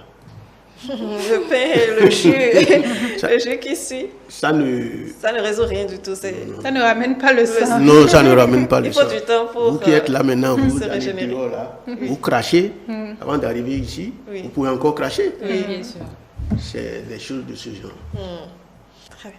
Alors, avant de recevoir Nafissatou sur le plateau pour l'autre partie de votre émission, je voudrais vous demander votre, disons, plus belle expérience dans l'organisation de dons de sang, c'est-à-dire une personne que vous avez gardée en mémoire tout simplement lors de cette activité, ou parce que c'était positif ou parce que c'était un peu négatif pour vous, mais que vous avez su gérer rapidement.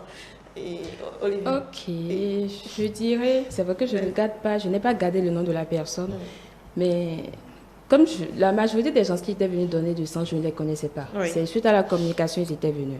Maintenant, il y a un monsieur qui m'a beaucoup marqué. Il avait quitté apparemment le sport et il était venu le jour-là, il a donné le sang. Il est reparti, ramener des gens. Sans qu'on ne lui demande en fait. Et après, chaque 3-4 mois, mon portable sonne toujours. Pour savoir. Je veux donner du sang. Je vais vers où? Heureusement que je suis dans un groupe de l'ANTS et parfois on m'envoie les affiches pour dire voilà, on veut donner, il y a du sang à donner et tout. Donc je lui envoie systématiquement l'affiche et tout. Mais en fait, ça ne rate pas. Donc du coup, je me suis dit, bon, telle personne, je ne connais pas, hein, mais en fait, j'ai aimé sa manière. Voilà, je ne sais pas, il ne gagne rien, mais il a ce côté où je me dis, il ne sait pas combien de vies il sauve. Il ne sait pas ce qu'il fait. C'est du bénévole et tout. Mais il a compris très tôt. Je ne sais pas s'il a été touché par un événement dans sa vie. Ce qu'il a amené a toujours dit, je vais donner du sang, je vais ramener des gens. Et quand tu n'arrives même pas à l'indiquer l'endroit, il t'appelle. Il te harcèle presque. Tu es obligé de trouver quelque part où on doit donner du sang. Ou carrément de lui dire d'aller au CNH et donner du sang. Donc du coup, c'est le moment je ne me rappelle pas de son nom, mais c'est le moment également de lui dire merci pour tout ce qu'il fait et tout. Très bien. Olivia? Alors moi, je n'ai pas d'expérience dans l'organisation proprement dit, mais c'est durant mes stages académiques à l'une de mes gardes en service de pédiatrie au CNHU que j'ai assisté au décès d'une petite fille de 2 ans juste parce que on n'arrivait pas à lui trouver du sang. Donc, en fait, depuis cette nuit-là, je me suis promis de toujours mobiliser les gens pour faire le don de sang parce que c'est une expérience qui m'a marquée et c'est ce jour-là que j'ai vraiment touché du doigt le besoin du sang dans nos hôpitaux. Alilat? Comme Olivia, je n'ai pas d'expérience dans l'organisation à part la sensibilisation, passer le message sur les réseaux sociaux, mais j'ai beaucoup d'amis, un particulièrement qui hier même on en discutait, qui m'a parlé d'une expérience qu'il a vécue, et une fillette également au CNHU qui est partie parce qu'il n'y avait pas de sang. Donc lui-même, il a été touché par la question et il essaye de sensibiliser toutes les fois d'autres personnes à faire de même. Oui, Honoré. Quand on est motivé soi-même, on peut motiver les autres facilement. Je prends le cas du père Nkonou. C'est assez vieux, je crois. Lui, il s'est motivé. Quand j'ai appris qu'il s'est bien motivé, on avait une fête à Porto-Novo. Je l'ai invité pour venir dire ce qu'il fait pour que les gens puissent prendre graine. Il est venu, il a fait, il a même dormi à Porto-Novo pour voir le lendemain ce qui se passe. Très bien. Merci beaucoup, Honoré Agboton. Je vais vous libérer, mais je voudrais quand même que vous regardiez la caméra et que vous nous dites votre mot de fin, peut-être un appel à lancer à toutes ces personnes-là qui peuvent donner leur sang. Et oui, je commencerai par vous. Qu'il faut aller donner le sang. Oui. Parce que donner son sang vous rajeunit. Tout à fait. Ça vous paraît bizarre, mais c'est ça. Je ne peux pas aujourd'hui demander à madame quel âge vous avez, mais je ne vous dirai pas moi. Je ne vous dirai non plus mon âge. Oui. Mais je crois que le don de sang que j'ai eu à faire de façon régulière ont fait que je suis encore là. Merci. Parce que, premièrement, vous savez, quand le sang vous quitte, il y a certains déchets qui partent avec. Oui. Et deuxièmement, le chef des armées aussi vous garde pour que vous puissiez toujours donner. C'est pas faux. Merci beaucoup. Eh mais vous, merci beaucoup, d'accord. Vous irez donner quand? On ira donner. Ne vous inquiétez On est pas. avec Olivia, on est ira avec aussi. Belvita, on est avec la NPS.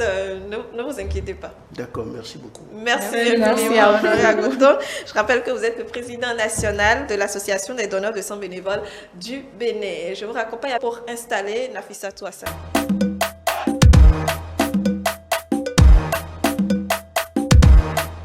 Voilà, Nafissatou, bonjour. Bonjour Brunel, amis téléspectateurs, bonjour. Comment allez-vous? Ça va très bien. On démarre avec les messages. Nous allons commencer par celui de Sarah Bokosa. Le don de sang est très important puisque cela permet de sauver des vies. On est en manque de sang dans nos hôpitaux et beaucoup de personnes meurent à cause de ça. Je ne le fais pas encore, mais bientôt je prendrai ma carte afin d'être un abonné. Il y a plusieurs manifestations autour de cela pour mobiliser la population. Ceux qui sont encore réticents, je pense qu'ils ne sont pas bien informés des avantages que l'on peut tirer en donnant son sang et l'avantage que l'on donne aux autres afin de les sauver. Très belle résolution. Donc on espère que le bientôt soit dans les prochains jours. Il y a Grace qui nous dit qu'elle a peur de donner son sang. Que dans son entourage, le don de sang est très mal vu. Il y a beaucoup de polémiques autour, ce qui ne favorise pas à nous autres de le faire. Les polémiques mal vues dans son entourage, qu'est-ce qu'on peut lui dire à cette personne-là pour pouvoir la motiver, Belvita? Ça dépend du type de polémique. Il faut d'abord qu'on sache de quoi il s'agit, après on verra comment...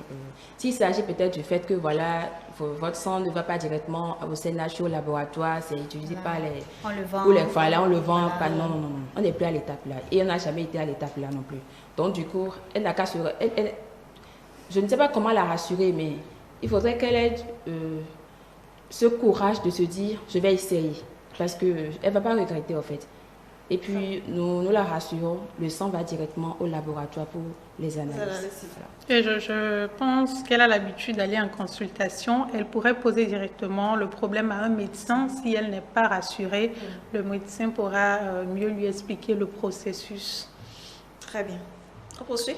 Le don de sang est très important. Donner de son sang, c'est sauver des vies et prévenir des maux. Mais tout le monde ne peut pas le faire car le don de sang implique le respect de contraintes biologiques, et immunologiques, médicales, mais aussi réglementaires et législatives. Les principes d'identitovigilance, voilà, j'y arrive, d'hémovigilance et de sécurité transfusionnelle s'appliquent notamment. C'est aux médecins de sélectionner ceux qui peuvent le donner. Et pour ceux qui hésitent, cela doit être un acte volontaire sans contrainte. Des campagnes doivent être organisées pour sensibiliser et montrer aux réticents le bien fondé de cette pratique. Alors, il a utilisé beaucoup de mots, beaucoup de mots compliqués. Olivia, qu'est-ce que vous pouvez nous dire? Est-ce que vous avez déjà compris son message? Qu'est-ce que vous pouvez nous dire de manière simple sur ce message? Bon, honnêtement, tout ce que je peux dire, c'est qu'il essaye de rassurer ceux qui donnent le sang pour dire que voilà, le sang, il est traité de manière bien codifiée au sein des structures sanitaires pour pouvoir attester de l'aptitude du sang à être transfusé. Et puis voilà, c'est tout ce que ça résume. D'accord. Un autre message. Chez moi, personne ne donne du sang. Donc, j'ai pris les mêmes habitudes. Depuis que je suis née, je n'ai jamais donné mon sang. Anna. D'accord. Autre chose? Les parents n'aiment pas qu'on le fasse, raison pour laquelle je n'ai même pas essayé, même si ça me tente de temps en temps. Julie. Bien. Bon, deux personnes qui n'ont pas l'habitude de donner le sang parce que justement les parents ne l'ont pas fait et donc on en prend l'habitude aussi de ne pas le faire. Donc, je pense qu'à l'âge adulte, on peut prendre des décisions toute seule. Et donc, si vous en avez envie, et j'espère que c'est oui, allez-y tout simplement. Le don de sang contribue à soigner et maintenir en bonne santé plusieurs milliers d'hommes et de femmes. Par exemple, les patients qui subissent des traitements lourds, ceux atteints de maladies du sang. Cela permet de les soigner. Il faut donner son sang. Le message nous vient de l'ABC. D'accord.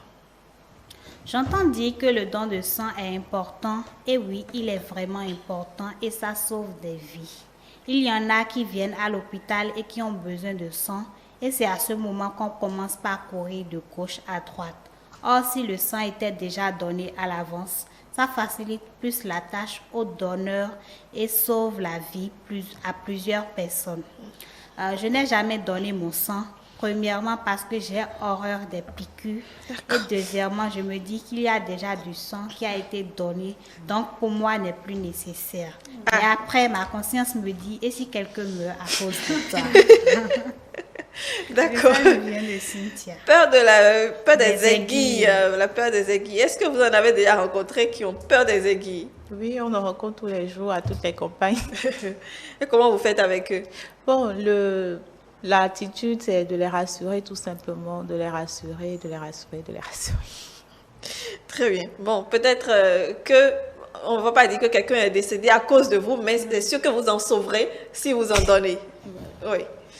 Bonjour le plateau. Selon moi, le don de sang est très important quand ça permet d'une manière ou d'une autre à sauver une vie ou même deux, car certaines femmes en voulant donner vie meurent, en plus de leur bébé par manque de sang. Donc j'encourage vivement ceux qui sont réticents de bien vouloir faire ce don, car un jour ils peuvent être aussi dans le besoin.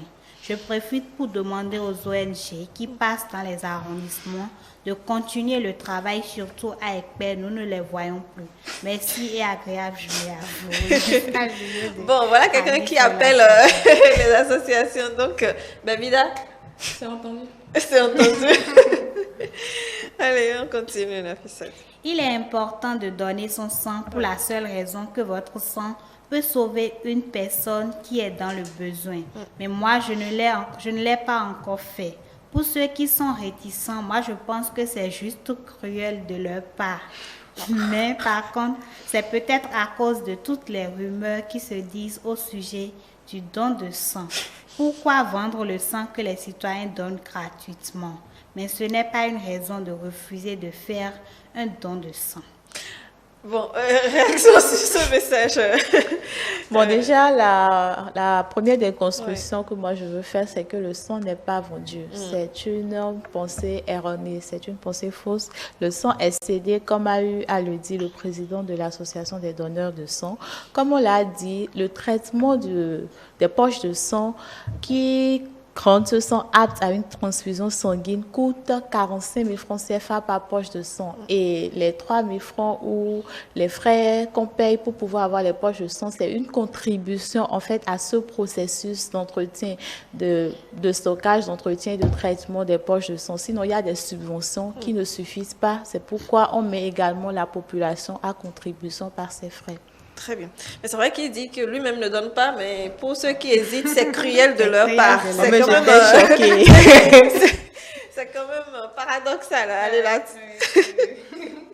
C'est bien d'appeler les autres à donner leur sang, mais la charité bien ordonnée commence par soi-même. Voilà. Allez, on continue. Il y a Aziz Yakoubou qui nous écrit depuis Waké. D'accord. Bonjour, monsieur le président des donneurs de sang bénévoles du Bénin. Et merci pour tout ce que vous faites pour la disponibilité des produits sanguins dans les structures transfusionnelles. Je voulais profiter de votre émission pour rendre un hommage à tous les donneurs de sang du Bénin en général et particulièrement ceux de la commune de Waké. Le maire Oumour Draman, à tout son conseil ainsi que les autorités religieuses. Grâce à ce monde, la disponibilité des produits sanguins est assurée au moins à 95% dans la commune de Waké. C'est pourquoi cette émission est une opportunité pour leur dire merci.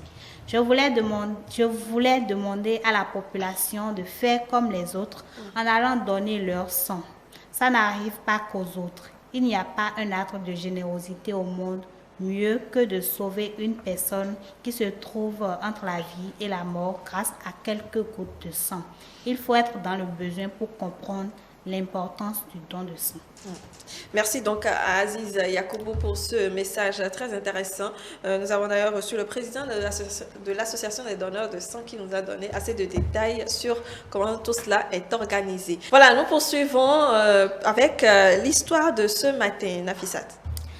Nous allons commencer par la date que l'OMS plutôt a retenue pour célébrer la journée internationale du don de sang. Oui. La date du 14 juin a été retenue par l'OMS pour célébrer la journée internationale du don du sang. La découverte par William Harvey de la circulation du sang ouvre la porte à une nouvelle conception de la médecine. Jusqu'à là, on pensait que c'était la foi qui produisait le sang, tandis que le cœur se chargeait d'un esprit vital qui distribuait la vie dans l'ensemble du corps. Les observations de Harvey démontrent que le sang, cheminant en circuit fermé, peut irriguer toutes les parties du corps et que le cœur fonctionne comme une pompe. Il rend publique sa théorie en 1628. C'est l'architecte Christopher qui va rendre possible la transfusion sanguine en développant des instruments pour injecter fluides, médicaments et sang dans la veine d'un organisme vivant.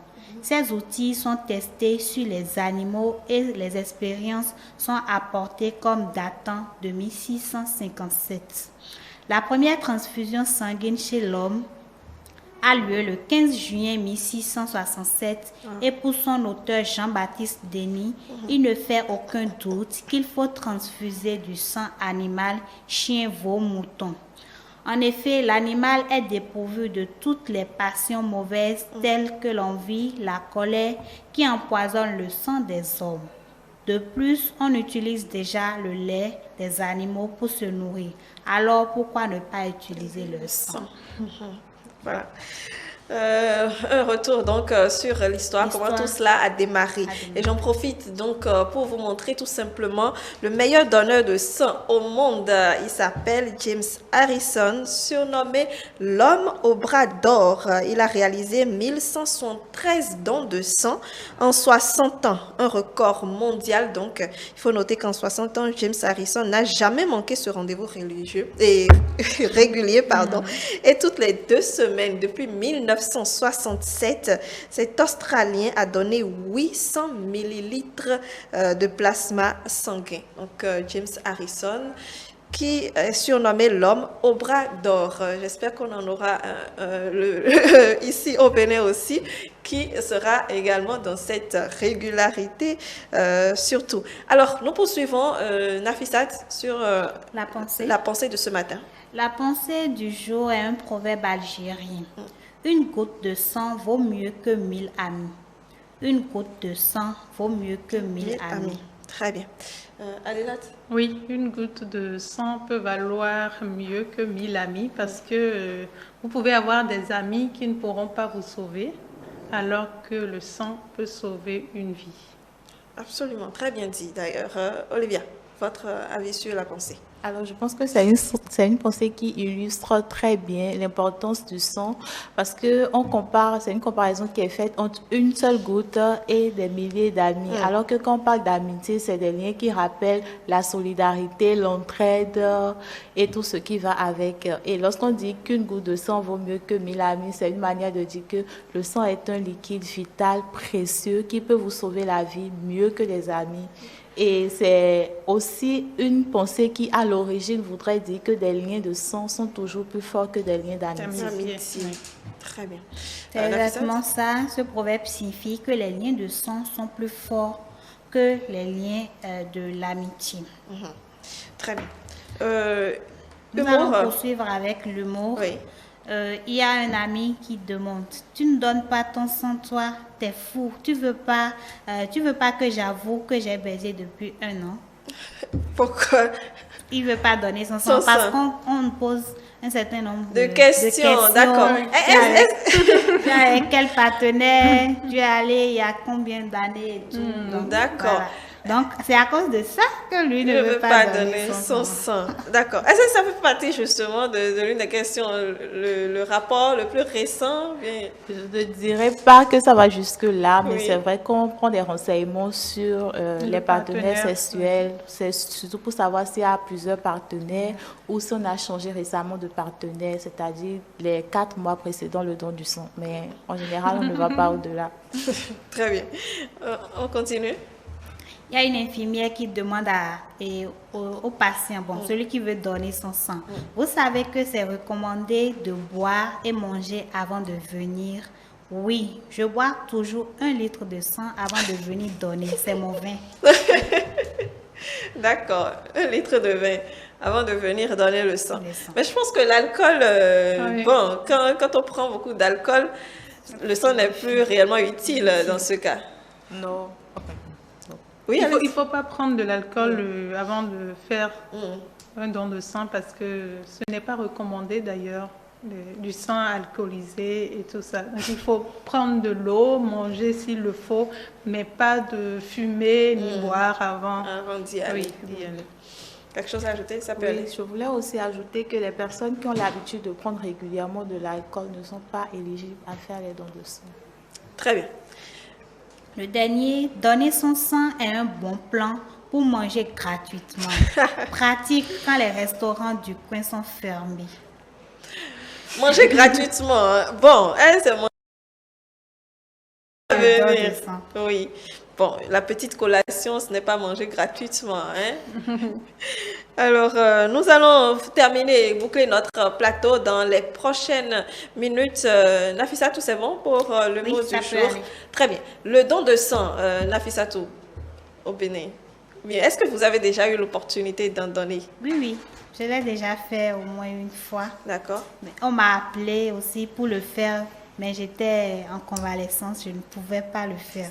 Mais ça m'a fait mal, mais bon, j'aurai d'autres occasions pour le faire. Le don de sang, c'est très important. Même si tu ne vois pas celui que tu sauves et tu n'as aucune idée de là où va le sang, tu sais en toi que le sang que tu viens de donner va permettre à quelqu'un d'être sauvé. Très bien. Et comment est-ce que ça s'est passé cette première fois-là? Bon, comme la fille là a dit qu'elle appelle des piqûres bien des aiguilles. C'est la même chose chez moi, mais bon, je me suis dit que ça va juste me piquer pendant 1 seconde et ça va passer. Donc, j'ai mis ça dans ma tête comme ça. Quand on me mettait ça dedans, ça m'a un peu fait mal, mais bon. J'ai encore fermé les yeux. Fermé les yeux fort. Pas de malaise, tout s'est bien passé.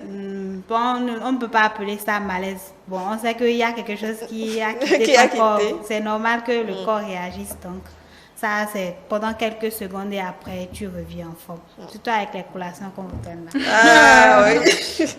Très bien. Merci beaucoup, Nafissatou. Nous allons prendre vos mots de fin pour pouvoir dire au revoir à nos amis téléspectateurs. Belvida. Ok, bon. Mon mot de fin, je dirais peut-être à tous ceux qui nous suivent actuellement de s'encourager, d'aller donner du sang. C'est très important en fait. Avec tout ce qui a été dit sur le plateau aujourd'hui, je crois que si vous ne voulez pas donner de votre sang, ça c'est parce que vous avez peut-être autre problème. Sinon, en réalité, le sang, ça va directement au laboratoire et rassurez-vous, beaucoup d'autres personnes en bénéficient également. Donc, je vous exhorte que vous soyez, peu importe votre religion, qui vous soyez, quand vous remplissez les conditions, sincèrement, allez donner de votre sang. C'est très important. Merci. Olivia? Alors pour terminer, je vais d'abord remercier toutes les personnes qui ont dégagé de leur temps pour nous suivre. Et je dirais que le sang est un liquide très précieux, un liquide vital, un liquide qui ne peut être substitué par aucun autre liquide. Il n'y a que le sang pour remplacer le sang. Alors je voudrais exhorter toutes les personnes qui nous suivent ce matin à donner régulièrement leur sang pour sauver des vies, mais également à exhorter les gens autour d'eux à faire également ce geste qui sauve. Très bien. Alilat? Je veux partir d'une des phrases d'Olivia. Il n'y a que le sang pour remplacer le sang. Pour dire que si c'était possible d'en fabriquer ou d'en acheter quelque part, la demande ne serait pas si pressante et vous ne serez pas si utile. Nous sommes tous concernés par la question. Il faut faire le geste utile pour sauver des vies. Ne pensez pas, on en a assez discuté sur ce plateau, les préjugés, c'est fini. À moins que vous n'ayez pas envie d'aller le faire, mais quand vous pensez à une vie qui peut être sauvée, je suis sûre que ça, c'est plus important et que ça passe avant tout. Donc, n'attendez pas forcément les campagnes de dons de sang. Vous pouvez spontanément vous rendre au CNHU pour participer et donner votre sang. Et au-delà de celui qui reçoit vous-même, vous avez des résultats, vous connaissez votre état, vous connaissez comment vous allez et vous êtes plus jeune. Ça vous protège contre les risques cardiaques, le cancer et beaucoup d'autres choses. Merci beaucoup, Alila Nafissat. Je dirais tout simplement aux téléspectateurs de faire le geste utile qui sauve la vie.